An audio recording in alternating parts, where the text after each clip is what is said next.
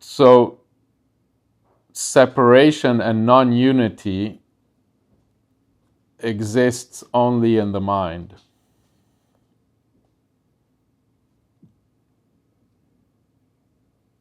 And so by not believing in it, you can know it.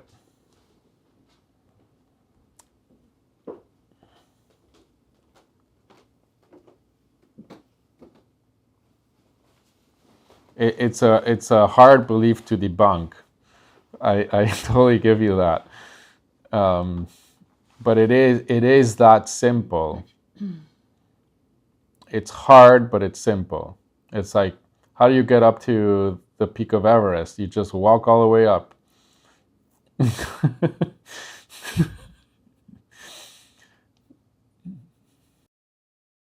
It's a belief. You could say it's a complex in the sense that it's you could point to it with one concept. So separation is one word, separation. But the reality of it is complex in the sense that it's a whole collection of, it's a worldview, it's a long narrative on what the core of that is and who's at the center and where I came from, where I'm going. And so you could chip away at that. And often there's different, paths. One of them is to very slowly and gradually chip away. And then there's others where it's more direct. And it's a bit of an art there, because it really depends on the person, and not only where they're at, but also what do they want. Some people just are on this edge of, I'm either gonna jump off of a cliff or I'm gonna wake up, and that's the sensation is just so unbearable. And for others, it's a gentler journey, but it is ultimately just a belief. But then you could see it, you could experience it as, that's a belief, I've got rid of that one, there's another one, there's another one, there's another one.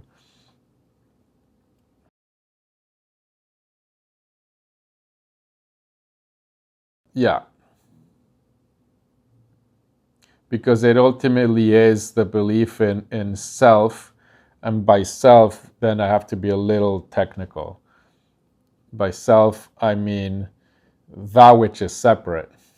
Something that is separate, something that originates on its own. It has its own origin, and it has its own separate will and agency. And so that could be unpacked. There's quite a bit on what I said. But then you can, in the past I used to describe it as like, it's like a table with a bunch of legs, and you just go at one of the legs with self-inquiry. And then you go at another leg, and then you go at another one, and maybe you go at all of them slowly, a little bit here and there. But at some point, you don't need all the legs to go down. At some point, it's enough that the whole thing goes down.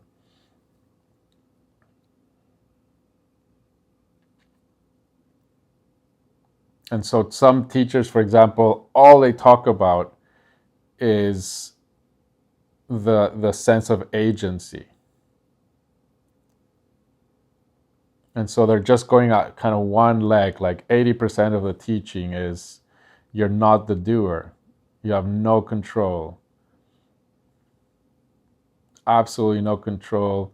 There is no doer, da da da da. And that's going at one of the legs. It's one of the things that keeps this belief in self.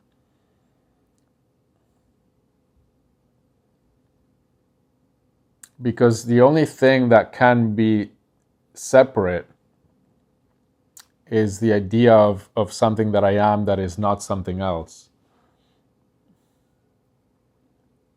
What is separation? Is there something that is not something else?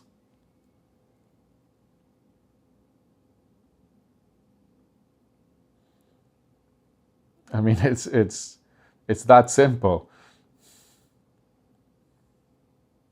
And so for that, you need to now break things up. Like, we know that there is absolutely no separation between this AirPods case, and myself. Every scientist that is somewhat serious will say there is no separation. And I'm talking about what we consider as objects. And this is only 100 years old understanding. It's nothing. Our whole body mind, our genes have millions of years of conditioning that this is a separate thing. And we know there's absolutely no separation. And in fact, we know that everything is empty.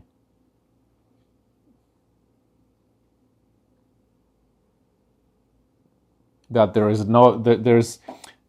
a thing that is called an atom, but it's not what it used to be. You know, the atom I think came from, the word is Greek, and they basically was this genius breakthrough that the world is composed of tiny things but they were conceived as irreducible source. You couldn't go deeper than the atom. There was this building block that was the smallest you can get, and you couldn't go further. And then they realized, well, there's actually subatomic particles. And then they realized, well, actually, those particles aren't really particles. They appear to be, but they're empty. They're energy. They're empty energy that probabilistically it has a certain effect on its surrounding depending on et cetera, et cetera. It's all empty. And that's just what we experience as the manifestation of reality and matter. And then look at the sense of self, the sense of what you are. In a sense, it's the same thing. There is from very early, there's a creation of a thought that is an image of what I am. And then we build a big narrative around it, and it appears to be very real. And then it can be deconstructed, which is self-inquiry, to a point where you can see there's nothing there that you can call I. There is again, beingness. There is awareness, but there is nothing there that is what I am, that I can know as a thing. And it's only the belief, and it has certain qualities. It's a quality of agency, but in the sense of how I've experienced is the belief that my will originates in myself. I am the origin of that will. And I am the source of that. Separate from the rest, separate from the world, separate from God. That's just to name something. The universe. And that's just the agency aspect.